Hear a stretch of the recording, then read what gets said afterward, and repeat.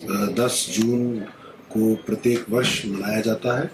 इसके मनाने के पीछे मुख्य कारण है कि लोगों के भीतर एक जागरूकता पैदा करना कि मरणोपरांत हम सब नेत्रदान का संकल्प लें। आपके सवाल का जवाब देने के साथ-साथ मैं इस पर कुछ और आंकड़े आपके समक्ष प्रस्तुत करना चाहूँगा। हमारे देश में लगभग 1 करोड़ 25 लाख से अधिक लोग ऐसे हैं जो दृष्टिबाधित हैं और प्रत्येक वर्ष जो हमारे देश में सामान्य तौर जो मृत्यु लोगों की होती है, अगर वह सब लोग अपना नेत्रदान का संकल्प लें और मरणोपरांत उनका नेत्रदान के कार्य को पूरा किया जाए, तो केवल और केवल 1 वर्ष में ही हम सब दृष्टिबाधित लोगों को दृष्टि दे सकते हैं। तो ये अपने आप में ये सोचने वाली बात है कि ये कितना महत्वपूर्ण विषय है, कितना महत्वपूर्ण कार्य है।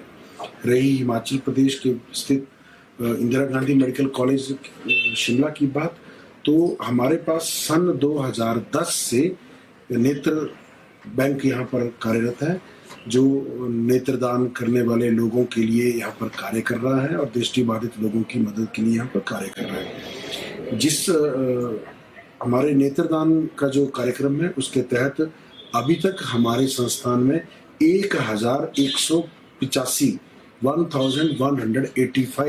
लोगों ने मरणोपरांत नेत्रदान का संकल्प लिया है। मैं भी उनमें से एक व्यक्ति हूँ और अभी तक हमारे संस्थान में 370 लोगों ने जो है वो अपना आई डोनेशन किया है। मतलब ये हुआ कि जो जिन लोगों ने प्लेज किया है, इनमें से 370 लोगों की संकल्प को हम पूरा कर पाए हैं। अभी तक उनकी मृत्यु के बाद उनके नेत्रदान के संकल्प को यहाँ पर पूरा किया गया है। जो नेत्रदान करते हैं उसमें जो कॉर्निया होता है, जो आंख के आगे की झिल्ली होती है, उसको उतार के उसको दूसरे व्यक्ति में प्रत्यारोपित किया जाता है। इस प्रक्रिया को केराटोप्लास्टी कहते हैं।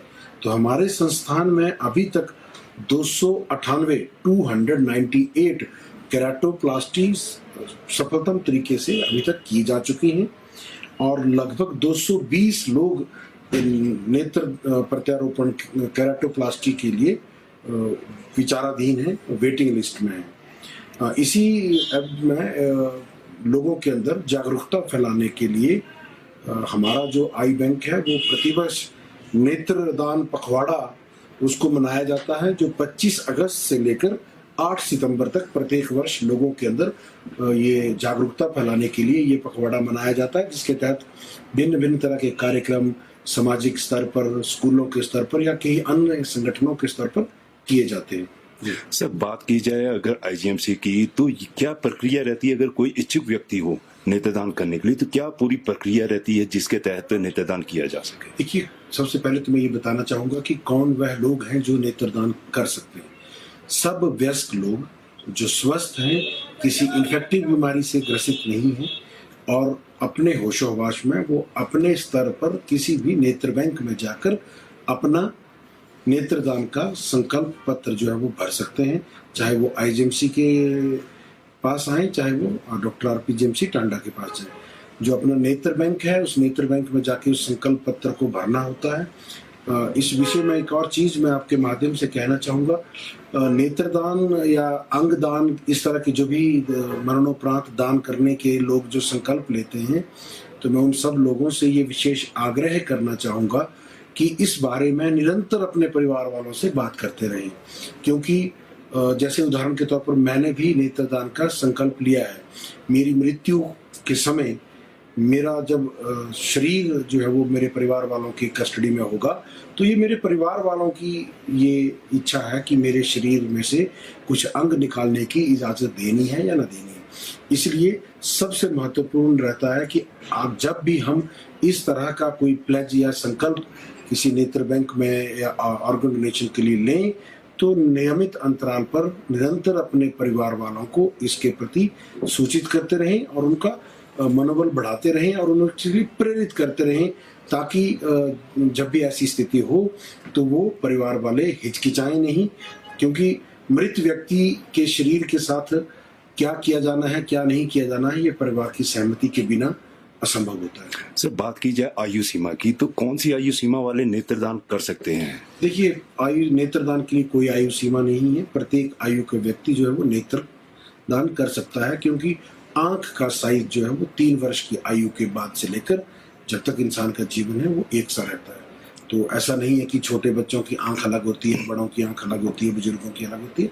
तो आंख का साइज सेम रहता है, और केवल कॉर्निया जो आंख के ऊपर झिल्ली होती है, जिसको बाहरी शीशा कहा जाता है, जैसे कैमरे का बाहरी शीशा होता है, उस तरह का जो आंख की बाहरी झिल्ली है, केवल उसको ही प्रत्यारोपित किया जाता है। सर, बात की जाए किस प्रकार के जो दृष्टि बाधित हैं वो इससे लाभान्वित हो सकते हैं, नेत्रदान से लाभान्वित हो सकते हैं?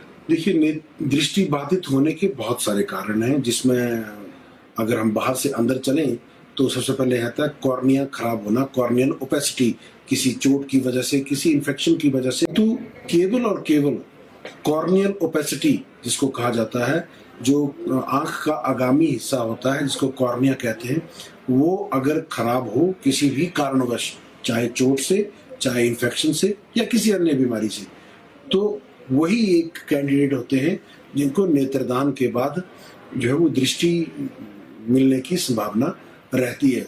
और हमारे देश में प्रतिवर्ष लगभग 30 लाख लोग ऐसे होते हैं। सर, आईजीएमसी के एमएस होने के नाते आपने आज विश्व नेत्रदान दिवस भी है, तो लोगों को क्या एक संदेश देना चाहेंगे इस दिवस पर? देखिए, मैं केवल इतना कहना चाहूँगा कि हमारा शरीर जो है वो इन पंच तत्वों से बना है, और मृत्यु के बाद इन पंच तत्वों में हमारे शरीर को मिल जाना है। तो अगर जाते जाते हम नेत्रदान की तरह कोई ऐसा अच्छा संकल्प लें, तो हमारे मरणोपरांत कोई व्यक्ति हमारे किसी अंग के माध्यम से इस सृष्टि को देख सकता है। तो मैं समझता हूँ इससे बड़ा मानवता का और पुण्य का कार्य नहीं हो सकता। सब लोगों को मैं ये आह्वान करना चाहूँगा कि इस दिशा में जागरूक बने और अन्य लोगों को भी जागरूक बनाएं, ताकि हम औरों के लिए समाज में एक उदाहरण पेश कर सकें। सर, वहीं पर बात की जाए आईजीएमसी की, आईजीएमसी में आजकल टेस्ट करवाने के लिए मरीजों को थोड़ी दिक्कत का सामना करना पड़ रहा है। रिपोर्ट्स की बात की जाए वो भी दूसरे या तीसरे दिन मरीजों को मिल रही है, तो काफी दिक्कतें पेश आ रही है। देखिए, इस बारे में मैं कहना चाहूँगा कि ये टेंडर बदलना एक नियमित प्रक्रिया है, ये कोई नई बात नहीं है, कोई भी व्यवस्था में परिवर्तन होना।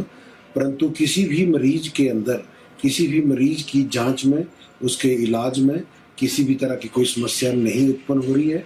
केवल जैसे जब भी व्यक्तियों को कोई बीमारी के लिए मूलभूत जो फंडामेंटल ट्रीटमेंट चाहिए होता है, वो हमारे यहाँ पर उस ट्रीटमेंट को देने के लिए सारी की सारी जांचें उपलब्ध हैं हमारी अपनी लेबोरेटरी में, और वो की जा रही हैं। कई बार जब बीमारी का इलाज होने के बाद बीमारी के बारे में फर्दर कैरेक्टराइजेशन के लिए, एकेडमिक पर्पज़ के लिए, बीमारी के बारे में और बेहतर जानने के लिए हमें हाई एंड इन्वेस्टिगेशन करवाने की आवश्यकता पड़ती है। तो वैसी इन्वेस्टिगेशंस का प्रावधान यहाँ पर नहीं है।